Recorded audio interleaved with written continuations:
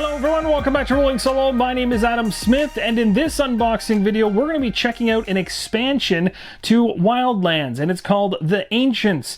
This was created by Martin Wallace, comes from Osprey Games, and what's really interesting about this expansion, there's been a number of expansions that's come out for Wildlands since its original core box was released in 2018, but this one adds solo and cooperative play to the fray. So that is a reason for solo players to be gravitating towards this one, and I'm hoping to show you everything inside the box so you can get a good idea as to whether or not this is something you'd be interested in. So without further ado, let's flip this box over, take a look at the back, and then we'll check out each and every component inside. The Ancients, age-old guardians of the arcane crystals, have long slumbered in their secret vaults. Rumored to be invisible sentinels, they have defended their crystals unchallenged for eons, surrounded by hordes of minions bent to their will. With the fall of the Empire, the most desperate bands of the Wildlands have joined forces to take them down. Will you strike out into unexplored territory to claim these arcane crystals for yourself?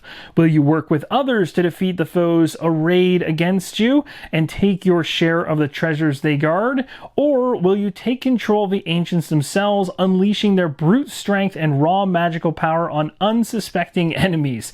The choice is yours, and as I mentioned, you will need a copy of the core Wildlands experience to play this.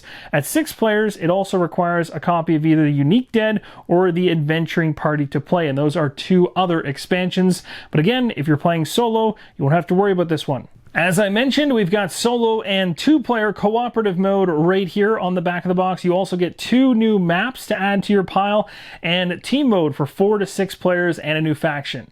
First thing you're going to find when you open up the box is the rulebook. Let's go ahead and take a look through a number of these pages. The first thing you're going to find when you open up the rulebook is a breakdown of the Ancients in the game, and there's a little bit of narrative text for each of them, or flavor text.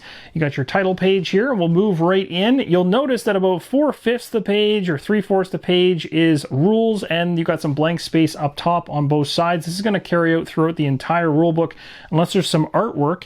So first off, even though it looks like a regular standard size rulebook, there's not as much to get through here.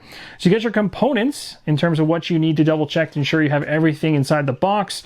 Your setup here is listed out for the Awoken, 13 total steps on the left. Then it jumps you into your objectives, minions, ancients, and player turns. It'll talk about each and every small specific detail as you go through here, so you can pause the screen if you'd like to try and read some of that information. It may appear small on screen, but it does not appear small in person. You got your traps here, treasure cards, changes to actions, monster actions, some beautiful artwork showing up inside the book as well. And then we move to a completely different section, the Wrath of the Ancients, and a setup for this as well.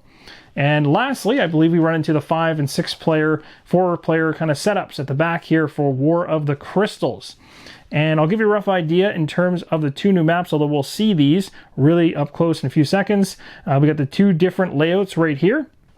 And total number of pages comes in at 17 pages. So again, not a long read. You'll get through this quite quickly. You'll find a baggie inside the box to use for storing tokens that we'll take a look at in a little bit. These next 5 sheets are considered scenario sheets. There's 5 of them. They're for the Awoken expansion.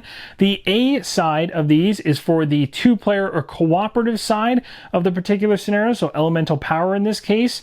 The B side is the single-player or solo playable side. So again, differences in the rules there. You can pause the screen and take a quick look at each of them, and I'll go through all 5 of these so you can see them. This is again the 2-player for an Industrial Revolution cooperative, and flipping it over to its solo side. Invaders from Another Plane.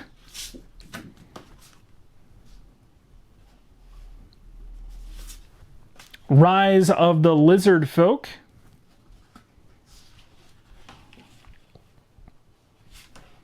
And finally, Greed, Gold, and Goblins. Next up inside the box, there's 2 punch boards. These are going to have on the left-hand side object counters, things like ancient crystals, treasures, different types of traps like explosive or pit traps. You got some blank counters in there as well. And then on the right-hand side, those circle tokens, they are all minion counters. There's all kinds of different ones. There's tempests, there's gnomes, there's shades, there's dragonlings, and there's goblins. And we'll go ahead and show you both sides of these. There's also, as you'll note at the very top here, a bonus empty square. So go ahead and have tons of fun with that.